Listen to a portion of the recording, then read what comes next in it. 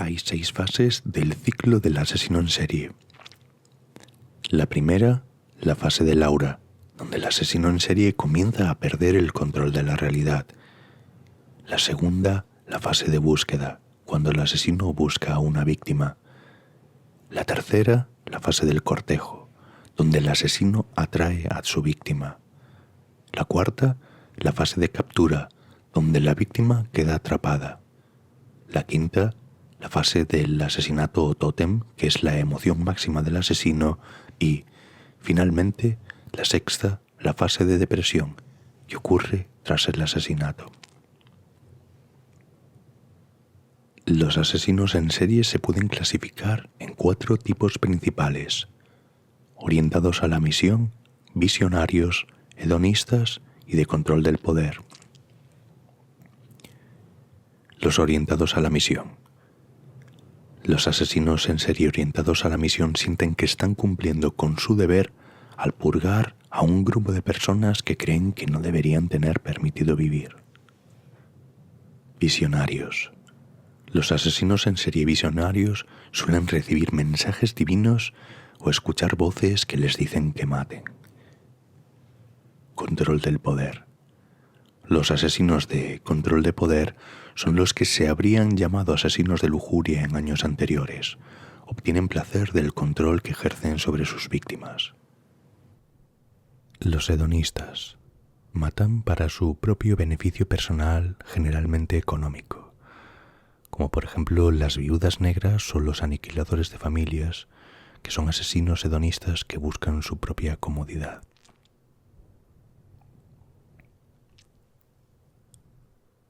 Durante un periodo de 10 años, la pequeña ciudad costera de Santa Cruz, en California, con una población de 33.000 habitantes en aquel momento, tuvo 4 asesinos en serie que vagaban y asesinaban por el área.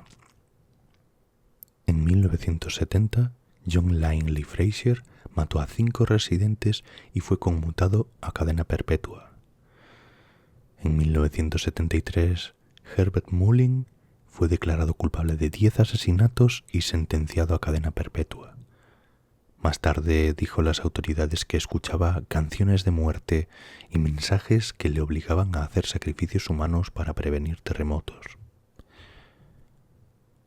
Y en 1973, Edmund Kemper, el Coed Killer, fue declarado culpable y recibió 8 cadenas perpetuas simultáneas con posibilidad de libertad condicional. Y finalmente, en 1981, David Carpenter, el Trailside Killer, fue declarado culpable de 2 asesinatos en el condado de Santa Cruz y en un juicio separado en el condado de Marin fue declarado culpable de 5 asesinatos más. Fue condenado a muerte en la cámara de gas en el año 1984. Mientras que solo alrededor del 10% de la población es zurda, un 30% de los criminales son zurdos. La Unidad de Ciencias del Comportamiento, BSU, se estableció en 1972 en la Academia del FBI en Quantico, Virginia. Ha ayudado a establecer una comprensión firme a través de capacitación, investigación, actividades de consulta, técnicas, tácticas y procedimientos que se han convertido en un elemento básico de los programas basados en el comportamiento que respaldan a las comunidades policiales, de inteligencia y militares. La Unidad de Ciencias del Comportamiento es donde se acuñó el término asesino en serie y donde se desarrollaron el análisis de investigación criminal y la elaboración de perfiles. Los criminólogos se han referido a la zona de confort del asesino en serie como la forma en la que la mayoría de los asesinos en serie cometerán sus crímenes relativamente cerca de casa y prefiriendo cazar a sus víctimas en lugares con los que están familiarizados, un área donde se sienten más seguros y en control. Los mejores lugares para capturar a las víctimas y las rutas de escape les serán más rápidas. Todas esas condiciones generalmente vincularán a un asesino cerca de casa o un área familiar que conozca bien. Según las estadísticas, nacen más asesinos en serie en el mes de noviembre que en cualquier otro mes del año. En 1987 hubo un número récord de asesinos en serie en los Estados Unidos de América. Según la definición de 3 o más asesinatos, la cifra se situaba en 128. Por eso la Universidad de Radford, en colaboración con la Universidad de la Costa del Golfo de Florida, publicó un informe de la base de datos de asesinos en serie. Esa información tenía como objetivo proporcionar a los estudiantes, investigadores y profesores información exacta y sin errores sobre asesinos en serie y datos sobre los mismos.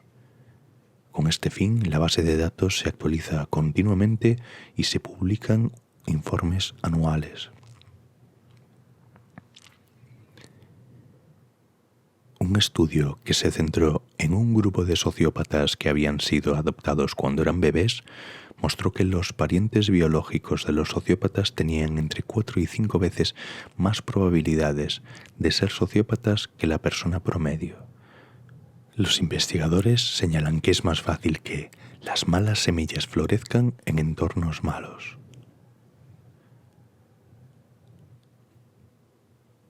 Casi el 70% de los asesinos en serie sufrieron heridas graves en la cabeza cuando eran niños o adolescentes, lo que para muchos investigadores sugiere un vínculo entre las lesiones y ese tipo de comportamiento.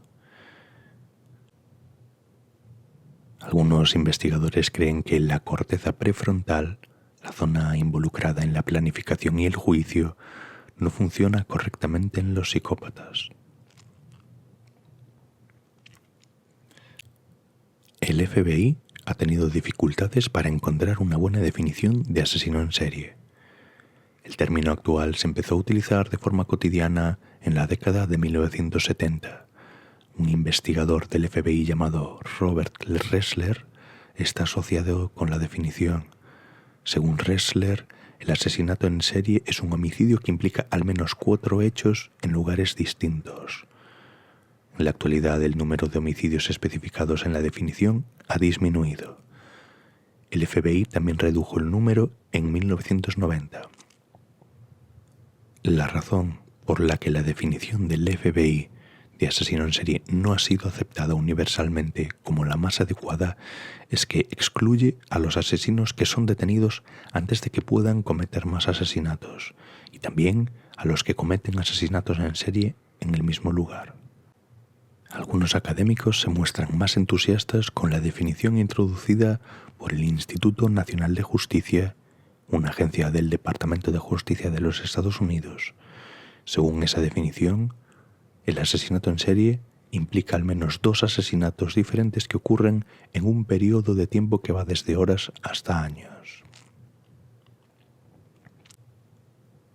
Gracias a un vacío legal, técnicamente alguien podría salirse con la suya cometiendo un asesinato en una sección de 80 kilómetros cuadrados del Parque Nacional de Yellowstone. Según la sexta enmienda de la Constitución de los Estados Unidos, el acusado tiene derecho a un jurado compuesto por personas del estado donde se cometió el asesinato y del Distrito Federal donde se cometió. Sin embargo, como la pequeña franja del parque, conocida como la Zona de la Muerte, está deshabitada, sería imposible formar un jurado.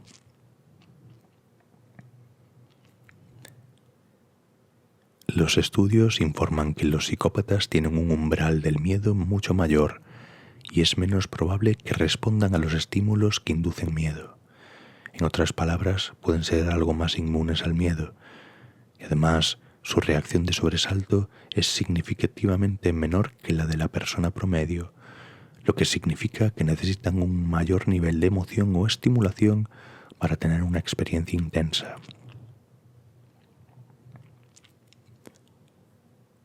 El asesinato en serie es diferente del asesinato en masa. El asesinato en serie es el homicidio ilegal de al menos 2 personas llevado a cabo por una o más personas que ha ocurrido en diferentes momentos y en eventos separados. Y no debe confundirse con el asesinato en masa que incluye varias víctimas al mismo tiempo y lugar. Estados Unidos tiene el mayor número de asesinos en serie con el 76% del total mundial. Europa se sitúa en un distante segundo lugar con el 17%. Inglaterra ha producido el 28% de los asesinos en serie de Europa, Alemania el 27% y Francia el 13%.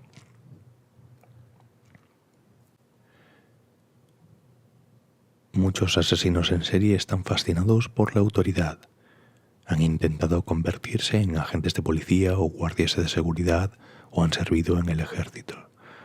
Muchos también se han disfrazado de agentes de la ley para acceder a sus víctimas, como Ted Bundy, los estranguladores de Hillside y John Gacy.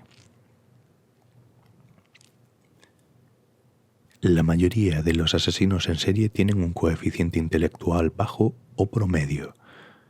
Los resultados de las investigaciones sugieren que la mayoría de los asesinos en serie pueden tener un coeficiente intelectual bajo o promedio. Es un error común pensar que estos asesinos tienen niveles de coeficiente intelectual superiores a la media. Eso sí, algunos de los asesinos en serie más notorios sí tienen coeficientes intelectuales extremadamente altos. El coeficiente intelectual de Rodney Alcalá era de alrededor de 170, el de Ed Kemper era de 145, el de Jeffrey Dahmer era de 144 y el de Ted Bundy era de 136.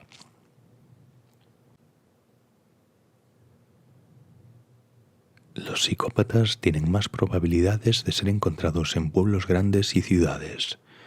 Prefieren lo que los psicólogos llaman una estrategia de historia de vida rápida. Es decir, se centran en aumentar sus oportunidades de apareamiento a corto plazo y el número de parejas en lugar de invertir mucho esfuerzo en relaciones de largo plazo, la paternidad o la estabilidad vital. Esta estrategia está vinculada a una mayor asunción de riesgos y al egoísmo. Además, las ciudades ofrecen a los psicópatas mejores oportunidades para encontrar personas a las que manipular. También ofrecen un mayor anonimato y, por lo tanto, un menor riesgo de ser detectados. La psicopatía tiene una base neuronal. La neurociencia ha sido capaz de proporcionarnos algunos datos esclarecedores sobre los asesinos en serie y los psicópatas.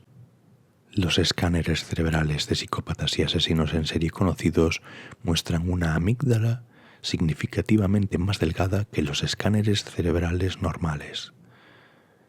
La amígdala es responsable de una serie de funciones relacionadas con las emociones, la más importante de las cuales es el miedo. Como resultado, los psicópatas no sienten miedo ni empatizan con el miedo de sus víctimas. Sin embargo, es importante señalar que esto no significa que podamos predecir la psicopatía.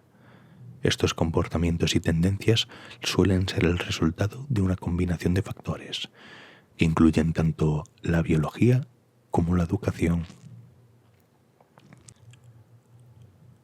No todos los psicópatas son asesinos en serie. Aunque muchos datos sobre asesinos en serie y psicópatas se aplican a ambas categorías, no todos los asesinos en serie son psicópatas y no todos los psicópatas son asesinos en serie.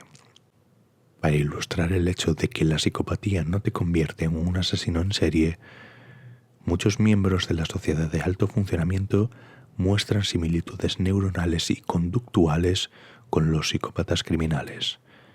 Entre este grupo, los más destacados son los directores ejecutivos, algunos abogados o agentes de la ley, y como ejemplo, un neurocientífico, James Fallon, descubrió que él mismo tenía muchos de los rasgos de los asesinos y psicópatas. Sus estudios respaldaron la conclusión de que, si bien muchas personas nacen con cerebros y tendencias psicopáticas, a menudo es necesario que éstas sean desencadenadas por abuso o trauma. El efecto CSI. Los criminólogos suelen ser confundidos con investigadores de la escena del crimen, y el crimen y las investigaciones son igualmente malinterpretados o tergiversados particularmente en los programas de televisión policíacos.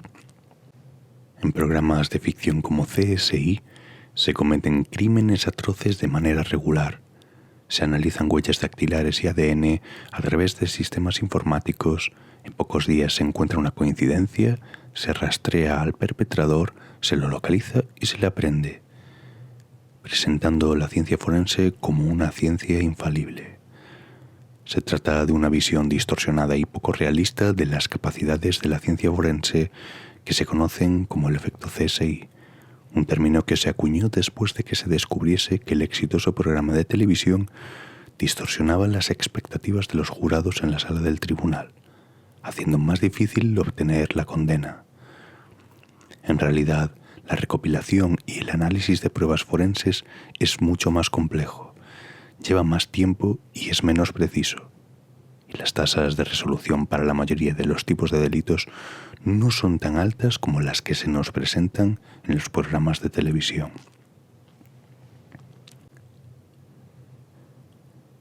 Una de las primeras teorías modernas sobre criminología afirmaba que los criminales no podían evitarlo, simplemente nacían así. Cesare Lombroso ideó la teoría, a la que llamó el hombre criminal, a finales del siglo XIX. La teoría de Lombroso ayudó a unificar los rasgos y la identificación criminal, aunque quizás no prestó suficiente atención a la crianza y al entorno como factores criminales. Su trabajo se considera en gran medida pseudociencia en la actualidad.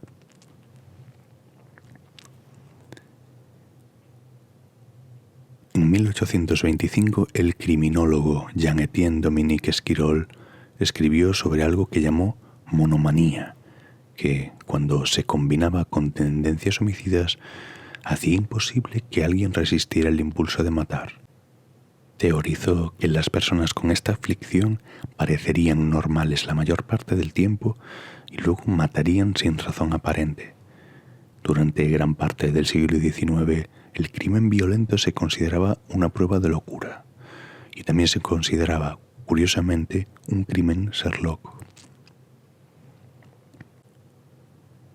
El diablo me obligó a hacerlo.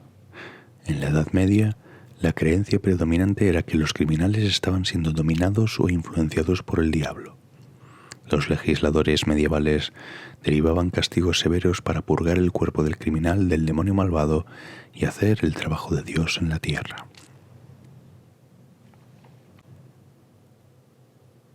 La tríada.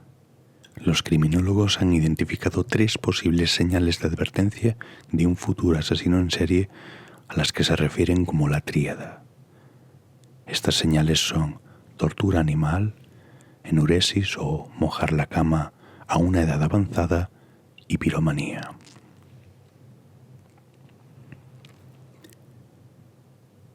Mindhunters es una serie de Netflix que se centra en el trabajo de los primeros criminólogos mientras intentan entrar en las mentes de los asesinos en serie.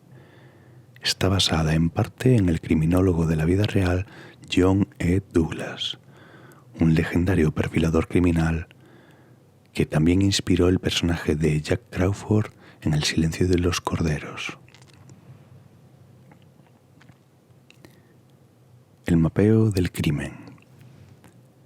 La criminología ambiental es un campo de estudio de la criminología en su conjunto que comenzó a principios de la década de 1980. Estos criminólogos originaron la idea de mapear dónde ocurren los crímenes para poder encontrar patrones o incluso tomar medidas preventivas como aumentar las patrullas policiales. Los psicópatas, especialmente aquellos que cometen crímenes violentos, pueden tener cerebros que no registren expresiones de miedo en los rostros de los demás. En experimentos, las investigaciones han descubierto que las personas con trastorno de personalidad antisocial tienen problemas para reconocer rostros que muestran miedo y tristeza. Hay más personas en prisión per cápita en los Estados Unidos que en cualquier otro país del mundo. Menos del 5% de la población mundial vive en los Estados Unidos, pero el país tiene más del 20% de la población carcelaria del mundo. Estados Unidos tiende a procesar severamente los delitos menores con sentencias largas en comparación con otros países que no consideran que delitos similares sean dignos de prisión. Un informe del año 2013 dijo que había 2,2 millones de personas encarceladas en los Estados Unidos. China fue el segundo en la lista mundial con 1,6 millones, a pesar de tener una población 4 veces mayor que la de los Estados Unidos de América.